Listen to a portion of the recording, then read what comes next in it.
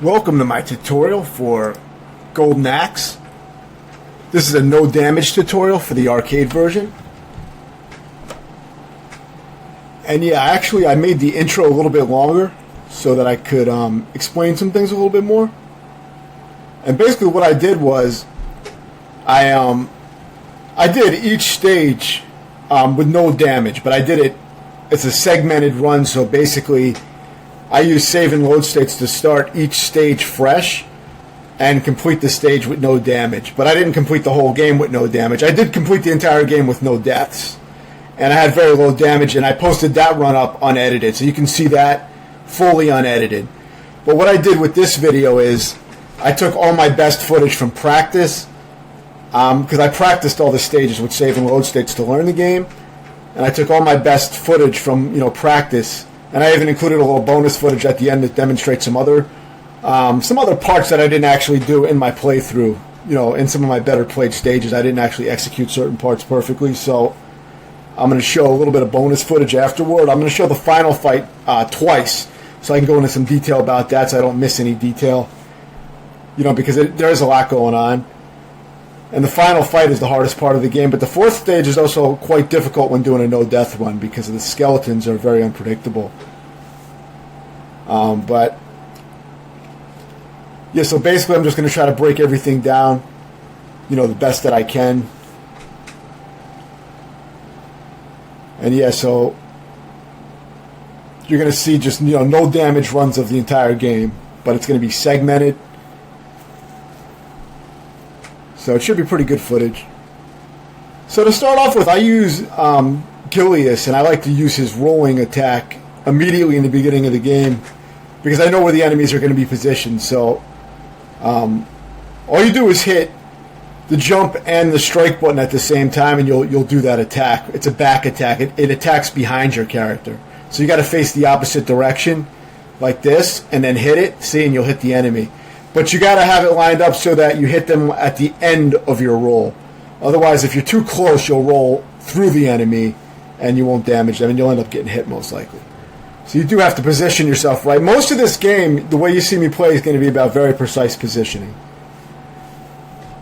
If you do it right, you can take out both of those enemies. In the beginning, when you first see this rideable dragon, you can take out the woman and the other enemy in 2 hits. You can take them both out together. I'm going to show that at the very end of the video. Now you see here I take this first boss out extremely quick and all the enemies. That's just, precise positioning because the tail whip has a very strange hitbox. It's very hard to connect with the tail consistently. So you really have to have it memorize the positioning, and I had a good feel for it. And that just comes from muscle memory and practicing.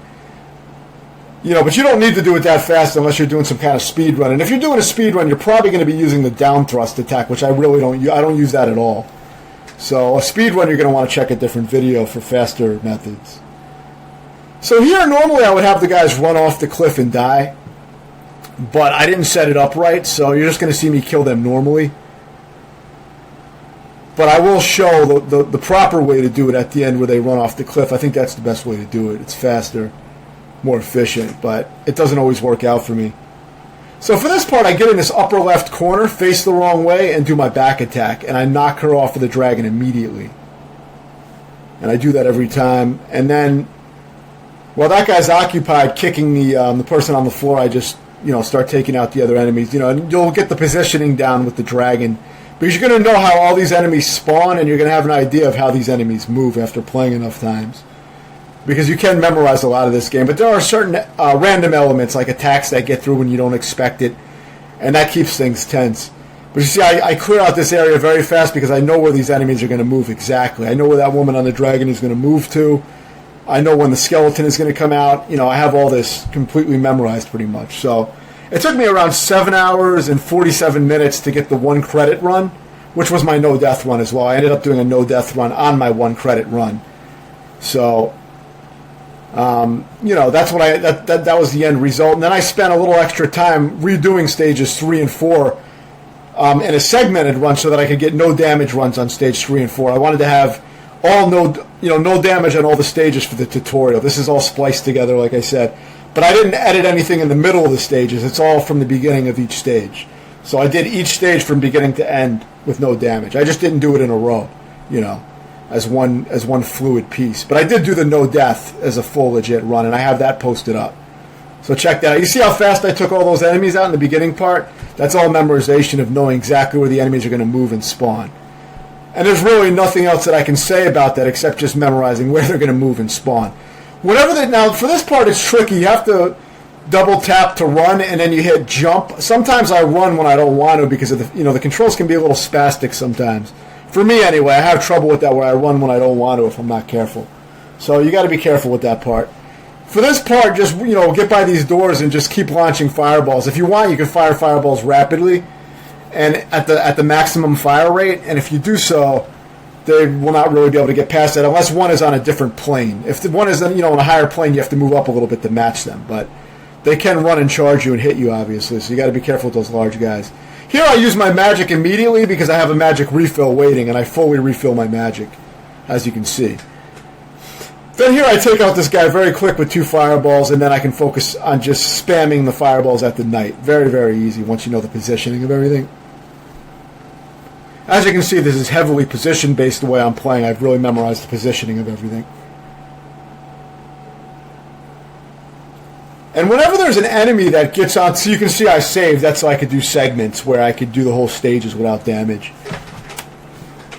But, yeah, one thing to keep in mind is that when using that back roll attack where you press both the jump and strike button, whenever there's a rideable dragon, the enemies will always magnetate to that and try to get on it. And you can just keep spamming the back roll attack to take them out and they'll keep trying to get on the dragon. They're stupid with that shit.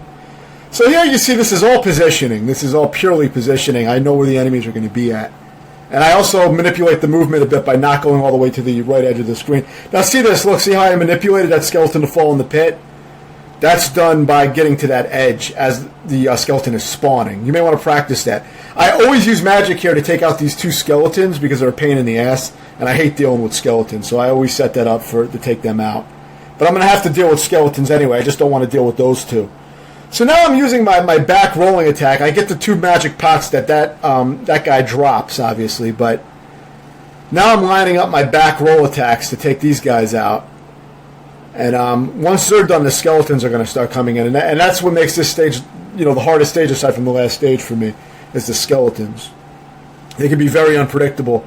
And even though I did well here and didn't take any damage, I can't do this consistently because the skeletons can be very unpredictable. So I use my little 2 magic pots here to do some damage to those skeletons, but it won't kill them. It'll damage them, though. But I'm just constantly moving up and down to switch planes, because if you're on the same plane as the enemy, they will swing at you and usually hit you. So you want to constantly, the way to dodge attacks in this game is to simply move up or down slightly, and you'll be off plane with the enemy, and they will run past you when they try to attack, or they will miss their swings. You're going to see exactly how I execute that on the final boss, and it works that same way for all the enemies in the game. So once you see how I'm doing it on the last boss, you're going to see how you can exploit that with your movement. And I'm going to show that. I show the final boss twice with no damage, no magic. So it's going to show. Now this, you see how I position myself? You can get the skeletons to fall in the pit. I've actually gotten 2 skeletons to drop straight into the pit without me even hitting them before. So you may want to practice your positioning with save and load states. Practice that part and try to get the positioning just right. Now here, I am jumping and swinging my axe rapidly in the air immediately when I get to the beak of the eagle. And that takes the woman off the dragon. Then I get on the dragon. And now this is all positioning yet again with the flame. Perfect, pretty much perfect shots with the flame because I memorized this part. So you got to memorize how the enemies are going to move and where they're going to spawn from. Now for these knights, there is a better way to deal with them to make it so they can't move around you, because here they could circle me if they wanted to and cause a lot of problems. See? Now the way to avoid that altogether is if you move all the way up to the top of the screen immediately when the knights come out, you'll make it so that they can't go up and around you because you'll be at the upper extreme of the screen. So they won't be able to do that. Now for this part, I kind of charge through and use my ramming attack to ram through these guys and have them drop magic on the field. But I immediately get into this area and group these guys together and get as many flame hits as I can on that pile of guys. And then I take out the skeleton, because the skeleton appears shortly after I start doing that. And now with just the skeletons to deal with, what I'm going to be doing is keeping the skeletons to my left side, keeping the boss to my right side, and staying in the middle. And see, I'm doing this very tightly. What I'm doing is moving up and down mainly. And as soon as the boss swings is when I'm doing my flame attack. And even, whether it hits or not, I'm putting the flame out there because there's a good chance the skeleton's going to walk into it. So, I'm not really looking to see if the skeleton is lined up with it. Most of the time, I'm just doing the flame because I know the skeletons have a good chance of walking into it when I'm dodging like that. But you can see how I was exploiting the up and down movement of the screen, where I was moving, when the axe swing and the skeleton swing, I was moving, above them so that they would miss, and below again so they would miss again. And that's really something you got to practice because it's harder than it looks. This part, all this shit is hard on the last stage. I mean, to get without deaths. And for the last boss. The trick with him, once you kill the skeletons, you want to isolate him, and then the trick is, as soon as you see him crunching up like in a sit-up position, you're firing your flame. And you just want to keep repeating that, and you'll loop him into an endless loop where you can just keep flaming him like you saw me do until he dies. Now, this is the double kill I was talking about earlier. See, I hit them both at the same time, and I did it again. That kills both of them. It's a fast way to kill both enemies. Now, here's the cliff tricks I was talking about. Now, this guy won't jump off the cliff, but he gets thrown off anyway. But here's how you can manipulate them to jump off the cliff or fall off. You get to the edge like that, see, that guy will fall off. And then you do it again for this one, and you'll have another guy that falls off the cliff. So I just thought I would show this extra footage because I didn't pull it off in my in one of my no damage runs of the second stage. Though I did no damage run the second stage a lot because it was an easy stage for me. So now here's the final boss again. So that way I can explain it again and go over because this is the hardest part of the game. So, see, I get all these guys grouped together, and the magic guys I'll get to later if I want to get their magic. But I was doing a no magic run for this, just to do it for the boss domination series. But once you take care of those guys on the right, you can start attacking the two skeletons, and you just want to move up and down. So you keep them on the left side, keep the boss on the right, and every time the boss swings his axe and you move above him, throw out a flame on the left side so that the skeleton has a good chance of going into it. If you get lucky with your positioning, you can get both of them in one flame, which is great. But see, that's all I'm doing here. I'm mostly just manipulating the movement, and I'm moving up and down. Now, if you want to, if you're doing a speed run, you could ignore the enemies. You could just have like two of the regular enemies out with no skeletons, and you could just take out the Death Adder while the other enemies are moving around. I didn't do that because I found that much harder to pull off, but I didn't practice that. So I recommend the way I'm doing it, but check out other videos too for some alternate methods, but this is just the way I did it. And this was good enough for me to eventually pull off a no death run, so I was able to do it without dying. And I was able to do each stage with no damage. So, I've shown all the stages with no damage.